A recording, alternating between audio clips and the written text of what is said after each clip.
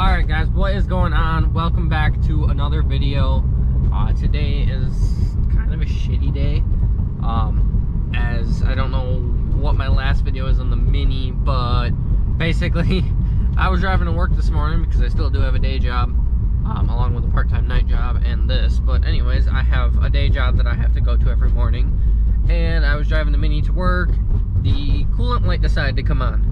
And if you know anything about Minis, which I'm going to assume most of you don't, if you do, that's fine.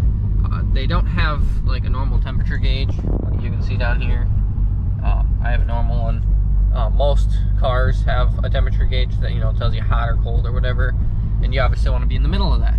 Well, Mini Coopers, at least the one that I've experienced, and my parents, which had a 2009 Mini Cooper, they do not have this said gauge that you need. And so they basically just light up with certain lights depending on whether it's oil or coolant or whatever, in different color formats to tell you, you know, hey, you have an issue with this function, and let's go from there. So basically I was driving to work today, hopped on the highway. I would say I probably got like 4 or 5 miles on the highway, and all of a sudden the yellow coolant light came on. I was like, alright, well, that just might mean we're low on coolant, no big deal. And then like 2 seconds later, it flashed red. And red means that, I think in basically Mini Cooper terms, in their manual, it says, you know, hey, we have to stop the car, you have to talk to a dealership and get you towed there. Obviously, I'm not that stupid, and I know that I can obviously figure out the issue and fix it.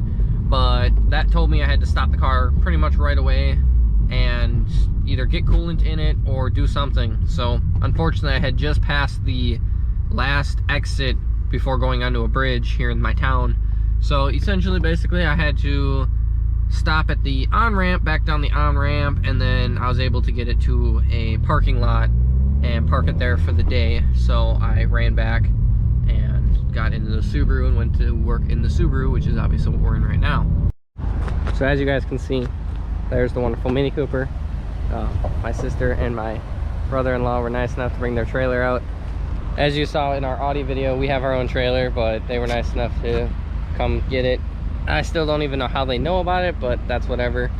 So yeah, get this thing loaded up, get it brought to the shop, and then hopefully I can figure out what the hell is wrong with it. So I could drive it on the trailer, but it's better to probably just not drive it at all, because obviously it has no coolant in it. But that's just life. So yeah, when I get back to the shop, we'll probably look at it or something. I don't know, we'll figure that out when we get there. All right guys, what is going on? So we are back with another video on the Mini Cooper. Well, this is actually a continuation of the other video that you guys saw when this thing decided to die, blow up, whatever you want to call it, spill all the oil or all the coolant everywhere.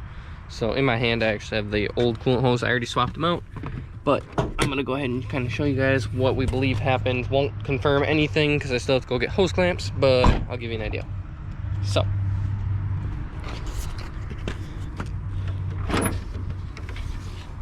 everything's on a different side. So there's 2 hoses. You can see the white sticker of the new hose. There's 2 hoses that go right here for the radiator that obviously runs up front, and then for some reason the way they have those is routed for the coolant is what it is. But there's a shifter fork down here as well. Don't know how well you can see that. But there's a shifter fork right there. So whichever hose is sitting on the bottom gets rubbed through.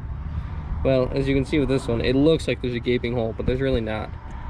So, but as you can tell, you can see the threads sticking through, which, if you know anything about how the hoses are designed, the threads are basically meaning that you're into basically the middle of the or the hose. So with the pressure of coolant and the fact that obviously I'm only running water in it right now, distilled water that is, it is probably leaking out. It was probably leaking out of there. Like I said, I have to go get 2 hose clamps because the OEM hose clamps 99% sure didn't fit. Probably gonna go mess with it a little bit more, and then like I said, that should fix that issue, because obviously you can just look at this in better light and you can just see that, you know, with a ton of pressure and everything, if the threads are popping through, and it's very, very weak, which makes sense. It's probably junk. So hopefully you guys can hear me good. I know the microphone on this has been kind of weird. And then obviously this car, it goes to a show this Sunday. This Sunday, this goes to a show, and the carbon fiber piece on here is put on by, you know, double-sided tape, which a lot of them are. It's fine. But for some reason, this one decided to start failing. So obviously that's not very show appropriate. So I take the front screw off that and then re-double-sided tape this one. It was just put on, this one was put on by the 3M double-sided tape. It's sticking just fine. We have a new rear bumper because obviously, I'm sure I've told you guys many times, that one is cracked. So all the way over there in the giant Subaru box, we have an OEM genuine Subaru rear bumper for this car. And then hopefully either tonight or tomorrow, hopefully this week, I can start working on the Audi, put the Audi in here and get the motor pulled and then push the car back outside, because obviously can't have a bunch of stuff in the shop, as you can see, which seems like it lives here, but that vehicle's in here for power steering, and that vehicle has been in here for starter issues. So of course, you know, we run a shop, so we still have to deal with all that stuff, which isn't exactly fun, but it's just part of how it goes. So overall, that's kind of a quick update, but that's where we sit. The Mini Cooper should be fixed soon. I just have to go buy 2 hose clamps and fill up the coolant, and then like I said, bring the Audi in here and start to work on the Audi. So unfortunately, I did lose a dual battery pack and charger for the GoPro, so I have to go pick up one of those tonight, because I plan to film the Elite Tuner car show as much as I can, and obviously I just need it for making videos, because battery on this GoPro lasts about like an hour, it seems like, making content. I mean, I've only made a 4-minute video right now, and we're already at 84%, and we started at 99. So yeah, I don't know if you guys suggest what you guys suggest for vlogging cameras, but I'm definitely gonna probably look into one. I also just bought a head unit for the Subaru, so we'll be putting a head unit in that car as well. Headlights, taillights, all the cool mods I've been telling you guys I'll be doing are finally coming. I was able to put a little bit of money in the savings account, and now I feel comfortable buying car parts, and I do have a motor coming for that car as well, so that'll be exciting. Other than that, it is what it is, and let's see what we get done today. Alright guys, so quick update.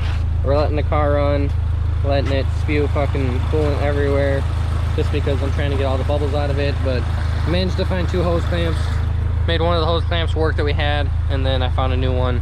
I've got like 500, so I didn't feel like going to the store.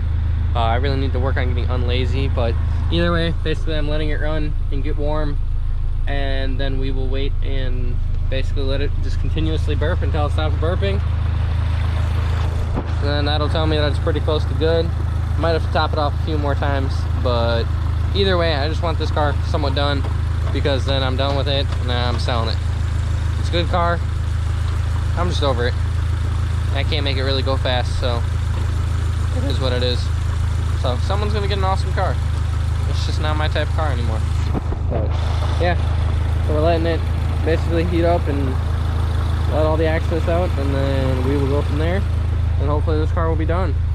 Like I said, somehow I managed to lose 2 GoPro battery packs, so I'll have to go to the store and grab some new ones. So that just is what it is. But I'll link the part numbers down below for what I ordered and put on the car if you guys really care. It was kind of a crapshoot to find them, so it was a pain in the butt, but it is what it is.